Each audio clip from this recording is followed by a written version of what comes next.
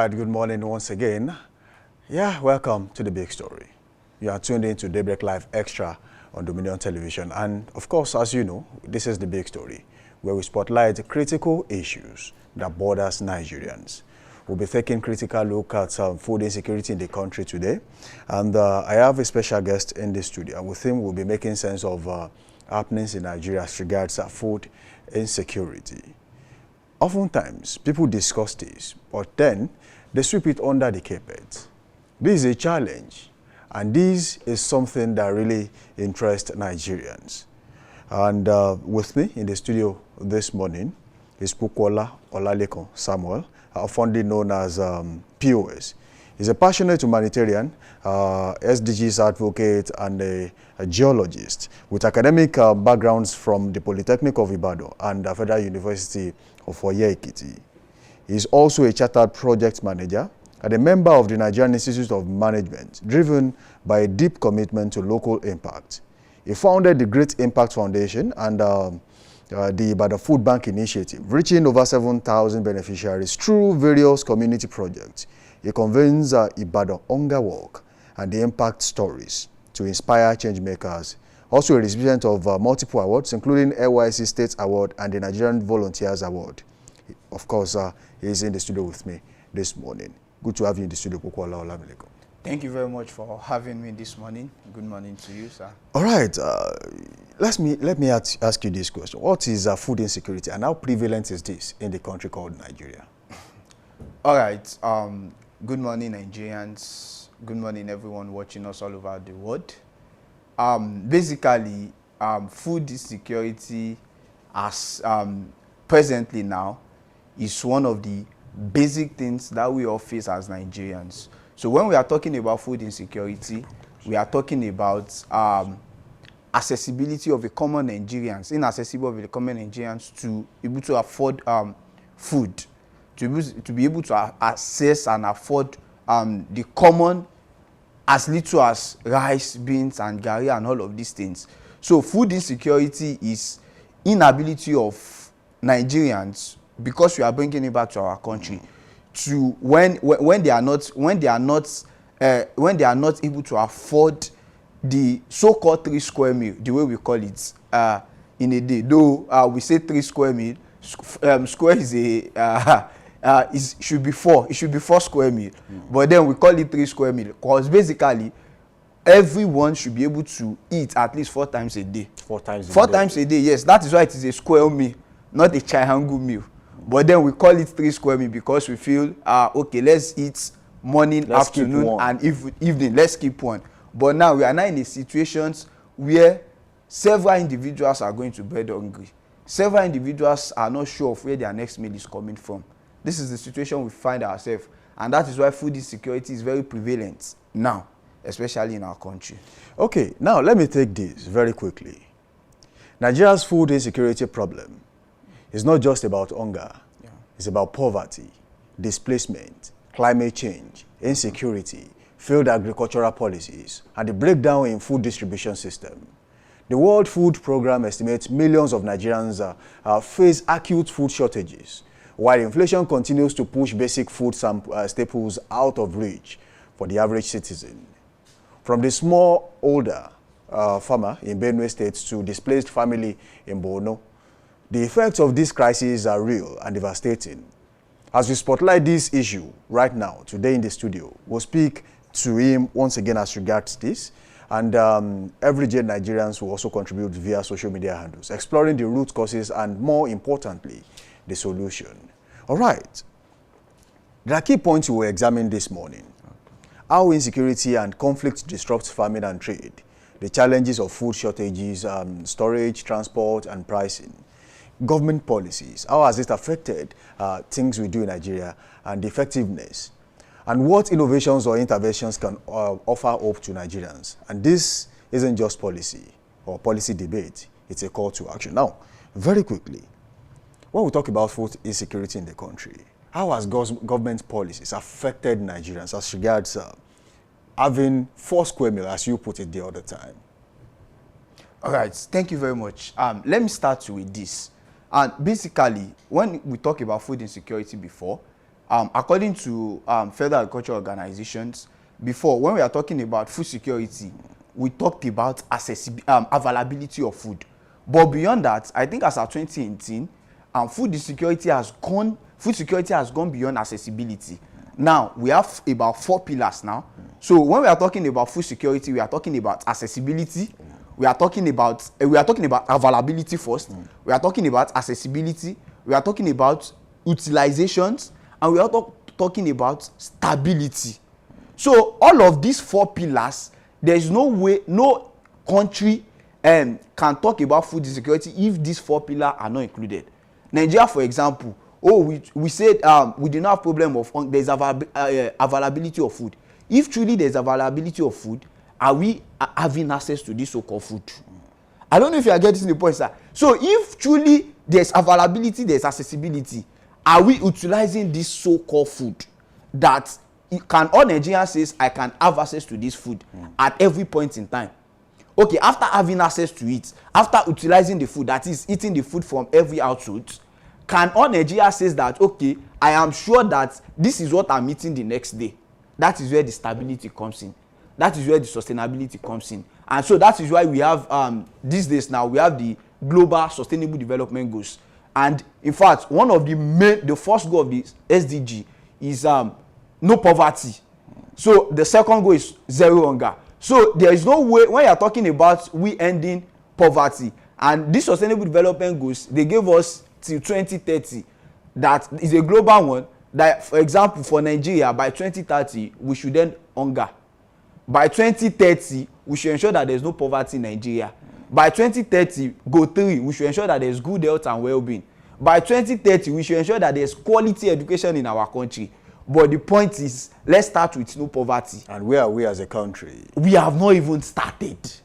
That is the point. Let me remind you, there was Millennium Development Goals. Yes. There was the SDGs. We had about 20 of them. 17. 17. Yes. So these are things that people look out for. And then, as of now, when we talk about agriculture, in the world, where does Nigeria rank? Okay, let me start with the Global Food Index. I think as of 2018, out of 119 countries that has high rate of food insecurity, I think Nigeria was ranked 113. So we see that we have a long way to go. So now let's go back to the so-called agriculture now. If we look at it, there is no way we can talk about food insecurity without talking about agriculture. And now the question is, are our politicians, our leaders, are they really investing in what we call agriculture?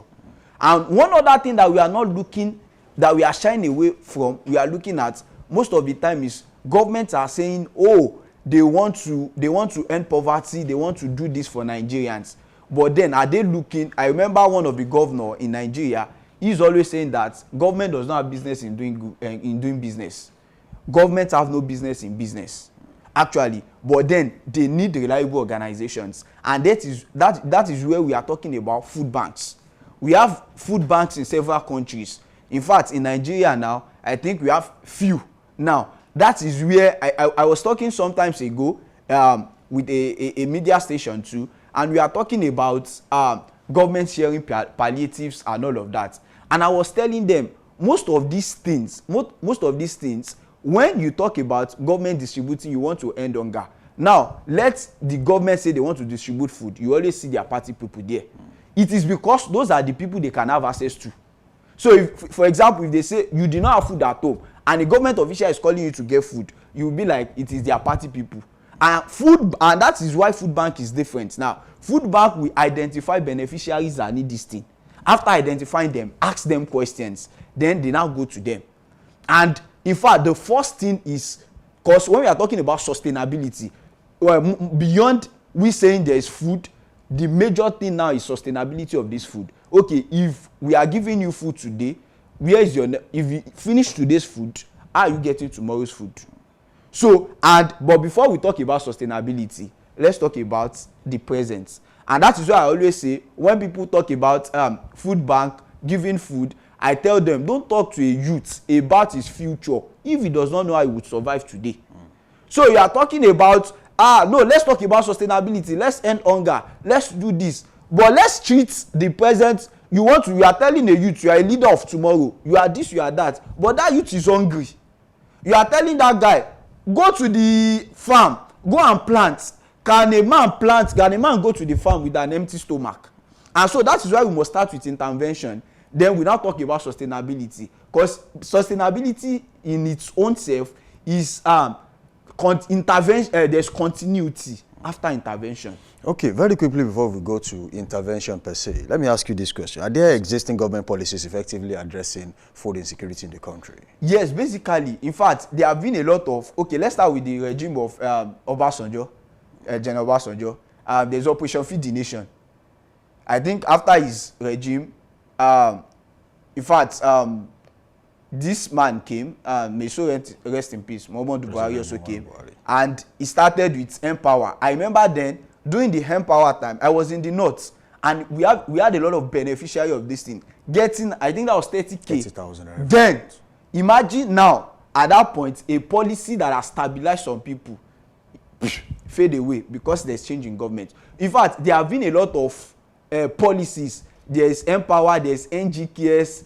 There have been a lot of, but the point is, we are not seeing the result of these policies.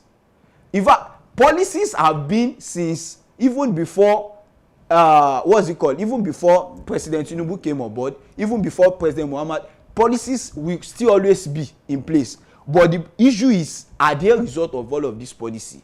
If a private organization can do this and show it, and people can testify, so then why will a government that have the resources, the funding, not do this? And all we are hearing is the way they used to say it outside, audio results.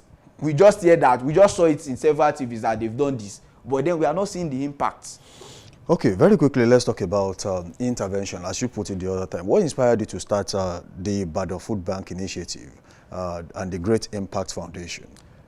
Thank you very much. Let me start with, we bettered Great Impact Foundation before we started the Ibadan Food Bank. Oh. So I remember I was posted to the north, that's Jigawa State, for my National Youth Service Corps. And on getting there, I proposed in my mind not to redeploy, because I believe so much in impact. Okay, in my, in my place of premier assignments, I must make impact. And so, while serving, I felt beyond, the Southwest is totally different from activities in the North. So I felt, I can't just be sleeping and waking, going to school, because my school is very close to my lodge, and also close to, in the North, there's always like a, a cluster in each places.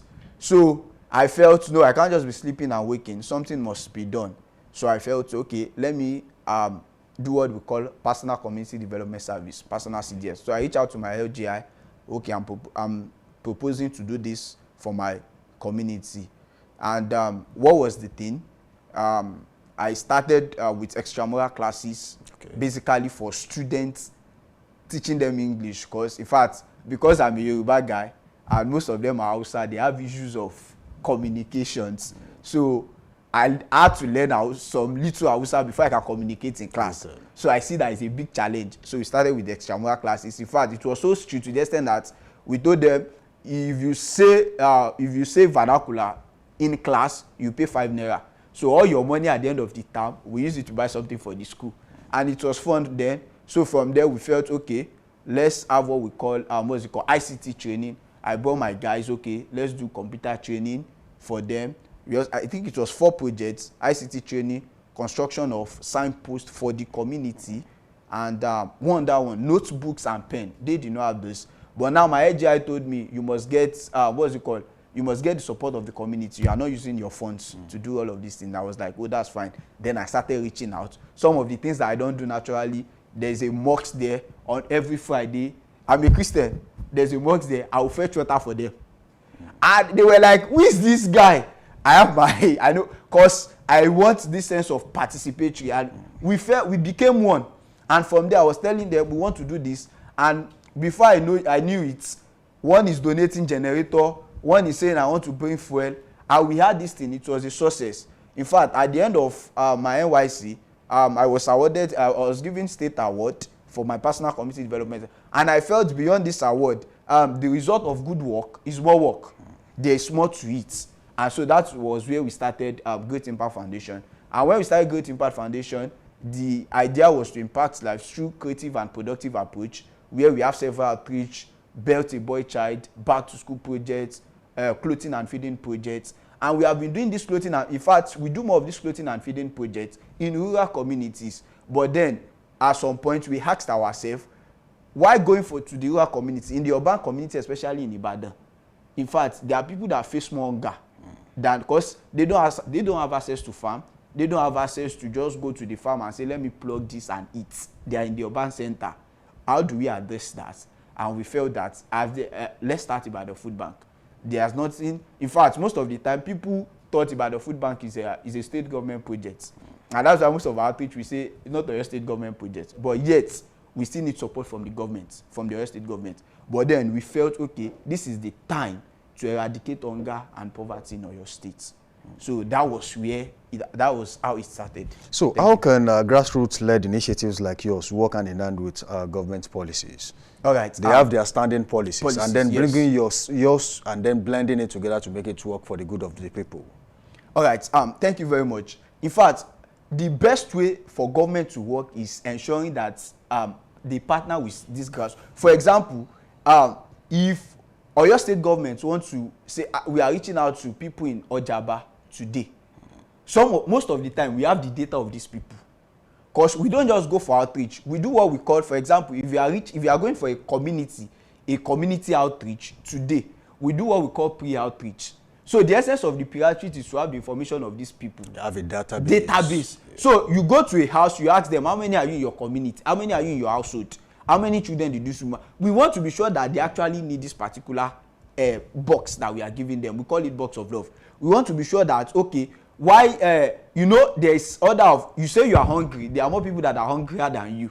In fact, we've been to several communities. People will say, okay, we have 100 box of love, we've exhausted it. And you see people say that this family need the box of love more than my family.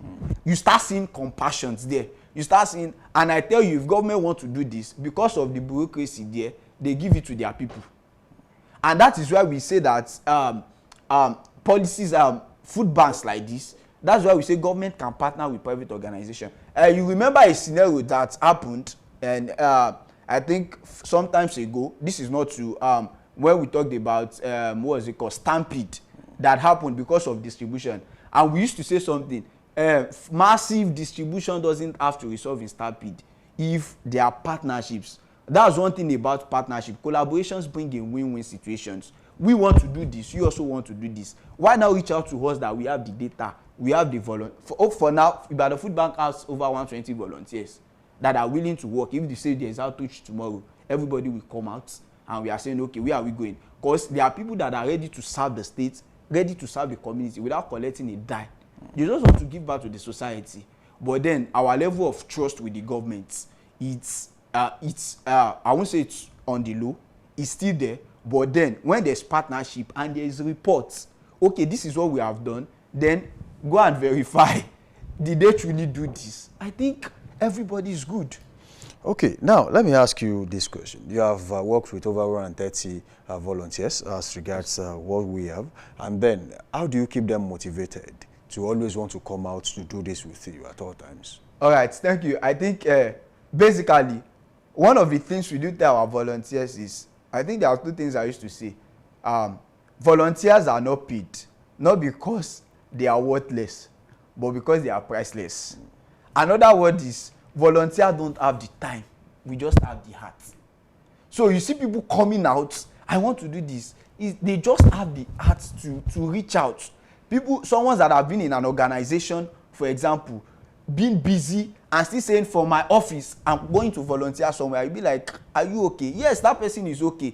He just wants to serve humanity. He just wants to give back to the community. And so how do we now appreciate them? In fact, there are several ways we are doing this. For example, if there is opportunity, in fact, basically now I think international organizations, you can't work with most of them if you don't have volunteering experience. They believe more in volunteering than doing the normal work. So telling them you are volunteering and there's evidence of volunteering is a big thing. There is what we call certificate of appreciations. In fact, no volunteers will work with us and say, okay, he needs what's it called, a reference letter or something, and we provide him for provide it for that volunteers.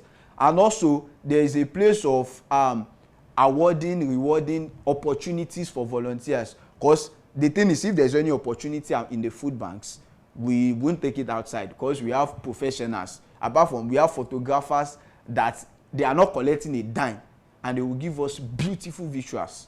They are not, we have, in fact, name them, they're always coming, donating their times. In fact, some are not just volunteering, they're also donating their resources. So how do you measure the success of your food distribution? Or when you do it, how do you measure, oh, we have done this and then we are seeing the result? How do you get to measure the success? Let me give you a practical example. I remember we had a Better Love with an organization. We call it Better Love. I don't want to mention the, or can I do that? No. Okay, so Better Love with an organization, sometimes December. So where we went to, in fact, you will know this particular community, Ateda, Aliwo, opposite Aliwo. So we have a Ateda community, Aliwo compound, OJ. There are several compounds there. And after the pre-outreach, we did the outreach. Could you believe that we did that in December 26 or 27, thereabout. January, February, March, we will just receive a call. This is so this thing. We just want to say thank you, because that food came through for us in December period. They just sat down and they thought about it. Tí o bá ṣe our food bank yìí, ebi o bá pa 1 December. Hearing that alone, yes sir. Hearing that because of you, a family is happy, because of your initiative, because of your volunteers, people are still thanking God. I think it's a big win. Beyond the figures, beyond the data, people's, not just one, not just two, not just 20, even after outreaches, and they are calling, they are saying, we just want to say that. They are not requesting for more at this point. They are saying that, because of what you have done, because I think that outreach, we have a lot of donors, partners, and the box was food, and they were like, wow, this is not a government, this is a private organization doing this. So our success is tagged basically in the impact. All right, let's talk about community participation. When you go to communities, is it easy for you to be able to get across to them and give them hope that, okay, you will be coming back to actually do this with them? All right, thank you very much for that. For communities, in fact, one thing, are they always willing to be a part of the process? So one thing we always do in communities, firstly, we identify stakeholders. Okay. Because no matter, you can't just enter a community and you said you are this, you are that. Even governments understand the importance of stakeholders. And so then when they want to do any conference, any this thing, they invite stakeholders in that community.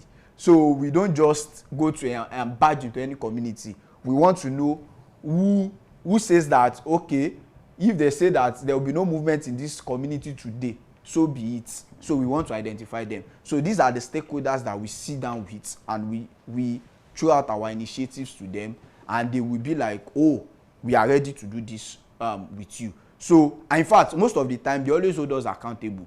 Beyond interventions, we want sustainability.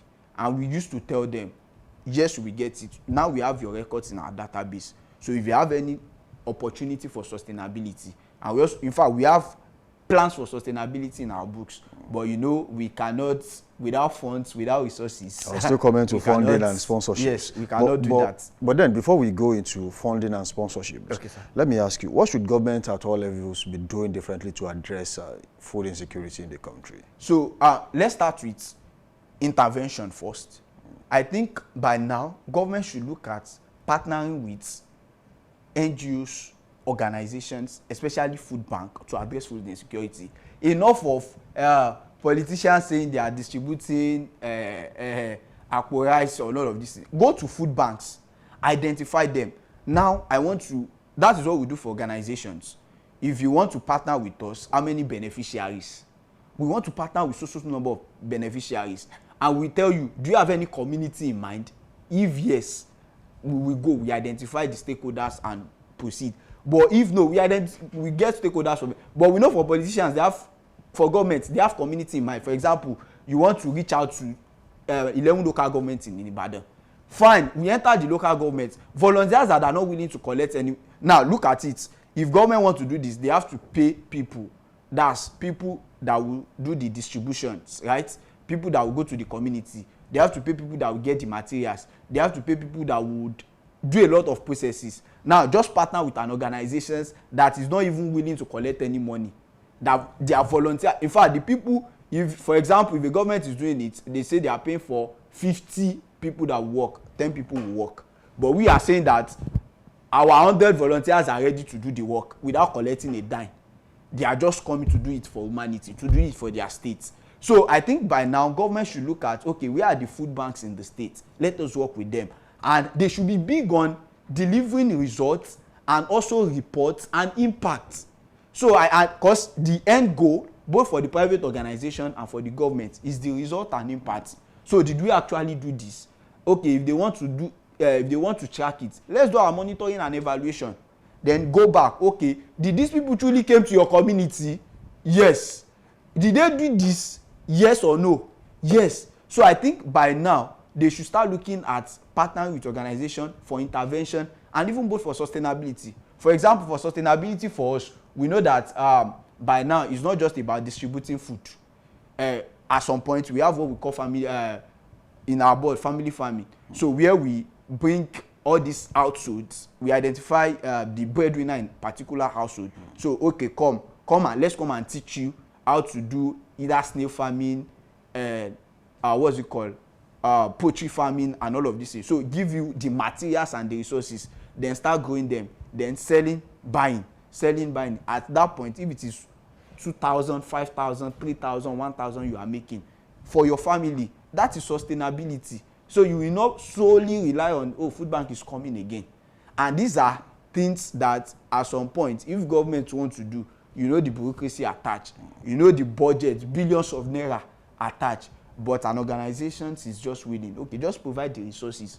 We'll bring in our resources and volunteers. Okay, very quickly, let's talk about funding and support. How do you get funding and support? You mentioned government intervention, but then what other means, through other means, do you get support? Okay, so before I talked about that, let me say something. I've always, in fact, it's not something I've always believed, it's the fact. And the fact is, Nigerians are compassionate. Nigerians are willing. Nigerians have this art of empathy. They just always want to help. They just always want to give. But you know where the problem is? The Nigerians don't get to see organizations that are transparent and accountable. For example, if as a donor, I'm giving you 1 million naira, tell me how did you spend 1 million naira for this project? The accountability part is what Nigerians don't get to see. And that is where we are big on. For example, so if you partner with an organization, we will give you your reports. This is how everything is being expended. So we tell you this is the number of beneficiaries that we reach out to. For a box of love, this is what it costs. So because we understand that, and that is why we are always big on the results. So most of our sponsors, most of our donors, they're always calling from willing donors. We reach out. Please, we need your support. We send proposals to several organizations. Please come and partner with us. These are the things you get in returns beyond, because we know that we cannot give money. That's what we're also looking for. But then beyond that, the impact and all of that. And we get organizations that are ready to do this, and they are ready to get the reports. Beyond the reports, there are a lot of things attached to all of these things. And they are willing. From there, I think in the next few weeks, there's a particular organizations that we're also working with to partner with, to reach out to beneficiaries too.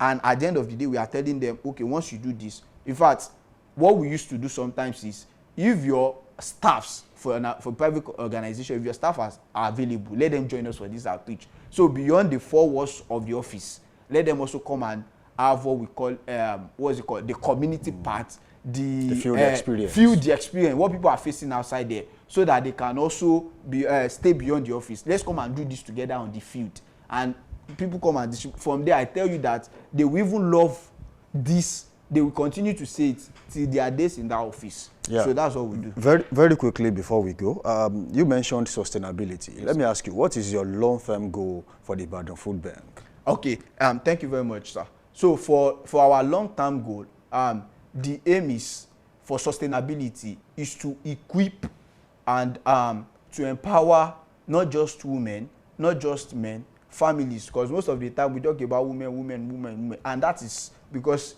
especially in the urban center, women are majorly the breadwinner, and the men are always nowhere to be found. And so, in fact, if we go to households and all of these things, these are the people that we see, only few men. So, for our long-term goal is to ensure that after interventions, there is continuity. And the continuity is where the empowerment. You follow up on what you have done. So if every of our outreaches tell us a particular community that will not say, okay, we know them. In fact, now there are some community leaders that will not stop calling us. Okay, our plan for, and we tell them once we have the resources and the funds, we are ready to fly and do this. Okay, lastly on the show this morning, what would you say to a young Nigerians who want to make impact but they feel powerless to do it? Okay, for a young Nigerians that want to make impact, because from a personal experience, what I would say is you will never get the funds, you will never get the motivations, you will never even get the inspirations. At some point, it will not even make sense. But if you are passionate about the impact you want to make, start where you are. Start with what you have. When I started, it started with just an idea and people of like mind. Because one thing that is very important is along the journey, you will always see people that will reckon with your passion. We always see people that will reckon with, that will love what you are doing. So at some point, it will not even make sense. At some point, it will feel like what you are doing does not make sense. But you know where you are going. Just focus. Don't stop. Remember, you stop when you are done, not when you are tired. Okay, so if anyone wants to reach out to the Great Impact Foundation, how would they do that? Very easy. We can reach out to us through our mail, ibadanfoodbank@gmail.com. Also, our social media handle Ibadan Foodbank _ at Ibadan Foodbank _ Our office is also at Ikolaba, or Relay Street at Ikolaba. And you can also reach out to our phone number 08138685342. Again, 08138685342. Thank you for joining us in the studio. Thank you for having me. It has been a wonderful session with you. Yeah, it has been an eye-opening session, let me put it that way. Yes, all right. Popola Olalekan Samuel, fondly called POS, is a passionate humanitarian, SDGs advocate, and a geologist with academic backgrounds from the Polytechnic Ibadan and Federal University of Oyo-Ekiti. He is also a chartered project manager and a member of the Nigerian Institute of Management. Driven by deep commitment to local impact, he founded the Great Impact Foundation and the Ibadan Food Bank Initiative, reaching over 7,000 beneficiaries through various community projects. He convenes Ibadan Hunger Walk and the impact stories to inspire change makers. A recipient of multiple awards, including a NYSC State Award and the Nigerian Volunteers Award. And of course, he has been my guest on the show this morning. And that wraps up the big story on Daybreak Live Extra for today. The road to food security is long, but not impossible. It will take international leadership, intentional leadership, inclusive policy, and investment in agriculture, and the will to prioritize the Nigerian people above political gain. As always, the big story continues with you, the citizens, in your conversations, your choices, and your advocacy. Keep asking hard questions. Keep demanding accountability. Until next time, I am Samson Balogun, and this has been the big story, where we don't just report the headlines, we go beneath them. Thank you for being a part of the show. Stay safe, stay informed, and stay engaged. We'll take a short break from now.